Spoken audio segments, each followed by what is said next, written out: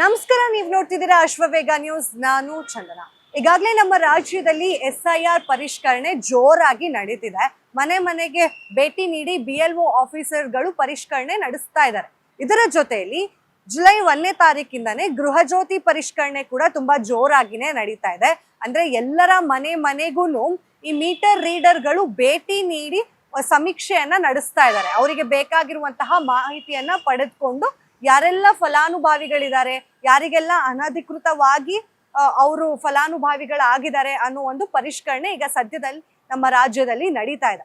And ಕೆಲವ್ರಿಗೆ ಒಂದು ಆತಂಕ ಇದ್ದೇ ಇದೆ. ಅದರಲ್ಲೂ ನಮ್ಮ ಬೆಂಗಳೂರಿನ ನಿವಾಸಿಗಳಿಗೆ ಸಿಕ್ಕಾಪಟ್ಟೆ ಆತಂಕ ಇದೆ. ಯಾಕಂತ ಹೇಳಿದ್ರೆ ಎಸ್ಕಾಂ ಅಥವಾ ಚೆಸ್ಕಾಂ ಈ ಕಡೆ ಎಲ್ಲ ನಾವು ನೋಡೋದಾದ್ರೆ ಎಲ್ಲ ಗಂಡ ಹೆಂಡತಿ ಇಬ್ರು ಕೂಡ ದುಡಿತಾ ಇರಲ್ಲ, ಅಥವಾ ಮನೆ ಮಂದಿ ಯಾರು ಕೂಡ ದುಡಿತಾ ಇರಲ್ಲ. ಯಾರಾದ್ರೂ ಒಬ್ರು ಮನೆಯಲ್ಲಿ ಇರುವಂತವ್ರು ಇದ್ದಾರೆ. ಅಂಡ್ ಕೆಲವೊಂದು ಕಡೆ ಆ ರೀತಿಯಾಗಿ ಸಂದರ್ಭ ಒದಗಿದಂತಹ ಸಮಯದಲ್ಲಿ ಗಂಡ ಹೆಂಡತಿ ಇಬ್ರು ಕೂಡ ವರ್ಕಿಂಗ್ ಹೋಗ್ತಾ ಇರ್ತಾರೆ. ಅಂದ್ರೆ ನಮ್ಮ ಬೆಂಗಳೂರಿನಲ್ಲಿ ಇದು ಹೆಚ್ಚಾಗಿ ಕಾಣಿಸ್ಕೊಳ್ಳುತ್ತೆ. ಯಾಕೆ ಅಂತ ಹೇಳಿದ್ರೆ ಬೆಂಗಳೂರಿನ ನಿವಾಸಿಗಳು ಏನಿದಾರಲ್ಲ, ಅದರಲ್ಲಿ ಗಂಡನೂ ದುಡಿತಿರ್ತಾರೆ, ಹೆಂಡತಿನೂ ದುಡಿತಿರ್ತಾರೆ, ಅಥವಾ ಮನೆಯಲ್ಲಿ ಅತ್ತೆ ಮಾವ ಇದ್ರೆ ಅಥವಾ ಅಪ್ಪ ಅಮ್ಮ ಇದ್ರೆ ಇವರು ಕೂಡ ದುಡಿತಾ ಇರ್ತಾರೆ.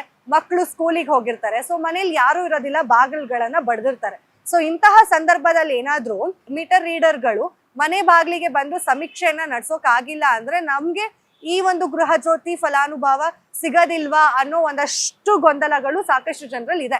ಅಂದ್ರೆ ಗೃಹ ಜ್ಯೋತಿಗೆ ನಾವು ಅರ್ಹರಾಗೋದಿಲ್ವಾ, ಸಮೀಕ್ಷೆ ಟೈಮ್ನಲ್ಲಿ ನಾವು ಅವರಿಗೆ ಬೇಕಾದ ಮಾಹಿತಿ ನೀಡಿಲ್ಲ ಅಂದ್ರೆ ನಮಗೆ ಗೃಹ ಜ್ಯೋತಿಯನ್ನ ಬಳಸೋದಕ್ಕೆ ಆಗೋದಿಲ್ವಾ, ನಾವು ಅದರಿಂದ ದೂರ ಉಳಿಬೇಕಾಗತ್ತಾ, ಈ ರೀತಿಯಾದಂತಹ ಒಂದಷ್ಟು ಗೊಂದಲಗಳು ಸಾಕಷ್ಟು ಜನ ನಿವಾಸಿಗಳಿಗಿದೆ.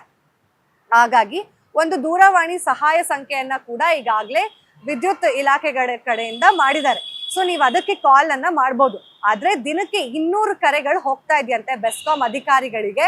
ಈ 200 ಕರೆಗಳಲ್ಲೂ ಕೂಡ ನಾವು ಗಂಡ ಹೆಂಡತಿ ಇಬ್ರು ಕೂಡ ವರ್ಕಿಂಗ್ ಅಲ್ಲಿ ಇದೀವಿ, ನಾವ್ ಇಲ್ದೇ ಇರುವಂತಹ ಸಮಯದಲ್ಲಿ ಬಂದ್ರೆ ನಮ್ಗೆ ಹೇಗ್ ಗೊತ್ತಾಗತ್ತೆ, ಇದಕ್ಕೆ ಆಲ್ಟರ್ನೇಟಿವ್ ಏನಾದ್ರು ಪ್ಲಾನ್ಸ್ ಇದೆಯಾ, ಈ ರೀತಿಯಾಗಿ ಕೇಳ್ತಾ ಇದ್ದಾರೆ ಅಂತ ಕೂಡ ಹೇಳಲಾಗ್ತಾ ಇದೆ. ಅಂಡ್ ಇನ್ನೊಂದು ವಿಷಯ ಏನಪ್ಪಾ ಅಂತಂದ್ರೆ ನಮ್ಮ ರಾಜ್ಯದಲ್ಲಿ 1.76 ಕೋಟಿ ಈ ಗೃಹ ಜ್ಯೋತಿ ಫಲಾನುಭವಿಗಳಿದ್ದಾರೆ.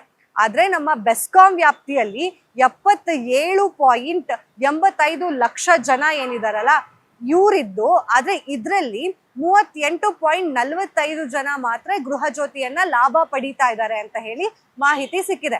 ಅಂಡ್ ಏನಿದು ಫ್ರೀ ಯೂನಿಟ್ 200 ಯೂನಿಟ್ ಏನಿದೆಯಲ್ಲ, ಇದನ್ನ ಬಳಸ್ತಾ ಇರೋರು ಅಪಾರ್ಟ್ಮೆಂಟ್ ಅಲ್ಲೂ ಇದ್ದಾರೆ, ಅಥವಾ ನಾರ್ಮಲ್ ಗಲ್ಲಿಗಳಲ್ಲಿ ಇರುವಂತಹ ಮನೆಗಳಲ್ಲೂ ಕೂಡ ಇದ್ದಾರೆ.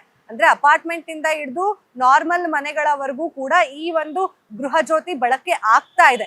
ಸೊ ಏನಪ್ಪಾ ಇಲ್ಲಿ ವಿಷಯ ಅಂತ ಹೇಳಿದ್ರೆ, ಈ ಅಧಿಕಾರಿಗಳೇನಿದ್ದಾರೆ, ಗೃಹ ಜ್ಯೋತಿ ಅಧಿಕಾರಿಗಳು ಯಾರೆಲ್ಲ ಬಂದು ಪರಿಷ್ಕರಣೆ ಮಾಡ್ತಿದ್ದಾರೆ, ಪಾಪ ಇವರು ಅನಿವಾರ್ಯವಾಗಿ ಸಂಡೇ ಕೂಡ ನಿಮ್ಮ ಮನೆಗಳಿಗೆ ಭೇಟಿ ನೀಡಿ ಈ ಒಂದು ಪರಿಷ್ಕರಣೆ ನಡೆಸ್ತಾ ಇದ್ದಾರೆ. ಯಾಕೆ ಅಂತ ಹೇಳಿದ್ರೆ ಅವರಿಗೆ ವಾರದ ರಜೆ ಇರುತ್ತೆ ಅಫ್ಕೋರ್ಸ್ ಬೆಸ್ಕಾಂ ಅಧಿಕಾರಿಗಳಿಗೆ. ಆದ್ರೂ ಕೂಡ ಮನೆಗೆ ಹೋಗಿ ಗೃಹ ಜ್ಯೋತಿ ಫಲಾನುಭವಿಗಳನ್ನ ಭೇಟಿ ಮಾಡಿ ಬೇಕಾದಂತಹ ನಿಖರವಾದಂತಹ ಒಂದಷ್ಟು ವಿಷಯಗಳನ್ನ ಪಡೆದುಕೊಳ್ಳೋದಕ್ಕೋಸ್ಕರ ಅವರು ಭಾನುವಾರ ಕೂಡ ಕೆಲಸ ಮಾಡ್ತಿದೀವಿ ಅಂತ ಬೆಸ್ಕಾಂ ಅಧಿಕಾರಿಗಳು ಹೇಳ್ತಾ ಇದ್ದಾರೆ. ಅಂಡ್ ಸಮೀಕ್ಷೆಗೆ ಬರ್ಬೇಕಾದ್ರೆ ಇವ್ರು ಕೇಳುವಂತಹ ವಿಷಯ ಏನಪ್ಪಾ ಅಂತ ಹೇಳಿದ್ರೆ ನಿಮ್ಮ ಆಧಾರ್ ನಂಬರ್ ಹಾಗೆ ಪ್ಯಾನ್ ಕಾರ್ಡ್. ಸಾಕಷ್ಟು ಜನ ಆಧಾರ್ ಕಾರ್ಡ್ ನಂಬರ್ ಅಥವಾ ಪ್ಯಾನ್ ಕಾರ್ಡ್ ಅನ್ನ ಕೊಡೋದಕ್ಕೆ ಹಿಂಜರಿತಾ ಇದ್ದಾರೆ. ಯಾಕಂತ ಹೇಳಿದ್ರೆ ಅವರ ಸೋರ್ಸ್ ಆಫ್ ಇನ್ಕಮ್ ಜಾಸ್ತಿ ಇದ್ದಲ್ಲಿ ಅವರಿಗೆ ಗೃಹ ಜ್ಯೋತಿ ಲಾಭ ಪಡೆಯೋದಕ್ಕೆ ಆಗೋದಿಲ್ಲ ಅನ್ನೋ ಒಂದು ಕಾರಣದಿಂದಾಗಿ. ಸೊ ನಿಮ್ಮ ಮನೆಗೆ ಆ ರೀತಿಯಾದಂತಹ ಅಂದ್ರೆ ಗೃಹ ಜ್ಯೋತಿ ಅಧಿಕಾರಿಗಳು ಅಥವಾ ಮೀಟರ್ ರೀಡರ್ ಗಳು ನಿಮ್ಮ ಮನೆಗೆ ಬಂದಾಗ ನೀವು ಇಲ್ಲದೆ ಇರುವಂತಹ ಸಮಯದಲ್ಲಿ ನಿಮ್ಗೇನಾದ್ರೂ ಅದು ಗೊತ್ತಾದಾಗ ನೀವು ಓನರ್ಗೆ ಕೂಡ ವಿಷಯ ತಿಳಿಸ್ಬೋದು, ಹಾಗೆ ಮನೆ ಮಾಲೀಕರಿಗೆ. ಅಥವಾ ನೀವೇ ಮನೆ ಮಾಲೀಕರಾಗಿದ್ದಲ್ಲಿ ನೀವು ಬೆಸ್ಕಾಂ ಅಧಿಕಾರಿಗಳಿಗೆ ಕರೆಯನ್ನ ಮಾಡಿ ಅವರು ಸಾಯಂಕಾಲ 8 ಗಂಟೆ ಮೇಲೆ ಕೂಡ ಬಂದು ಪರಿಷ್ಕರಣೆಯನ್ನ ಮಾಡ್ತಾ ಇದ್ದಾರೆ, ಅಂದ್ರೆ ರಾತ್ರಿ ಹೊತ್ತು. ಅಂಡ್ ಬೆಳಗ್ಗೆ 6 ಗಂಟೆಯಿಂದಾನೇ ಅವರು ಪರಿಷ್ಕರಣೆ ಮಾಡೋದಕ್ಕೆ ಶುರು ಮಾಡಿದ್ದಾರೆ.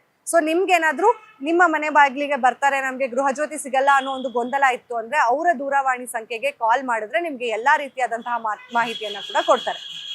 ನಿಮ್ಗೆ ಈ ಇನ್ಫಾರ್ಮೇಶನ್ ಬಹಳಷ್ಟು ಹೆಲ್ಪ್ ಆಯ್ತು ಅಂತ ನಾನ್ ಭಾವಿಸ್ತಾ, ಮತ್ತಷ್ಟು ಅಪ್ಡೇಟ್ಸ್ಗಾಗಿ ಫಾಲೋ ಮಾಡಿ ಅಶ್ವವೇಗ ನ್ಯೂಸ್. ಇದು ಸತ್ಯಾನ್ವೇಷಣೆಯ ಓಟದಲ್ಲಿ.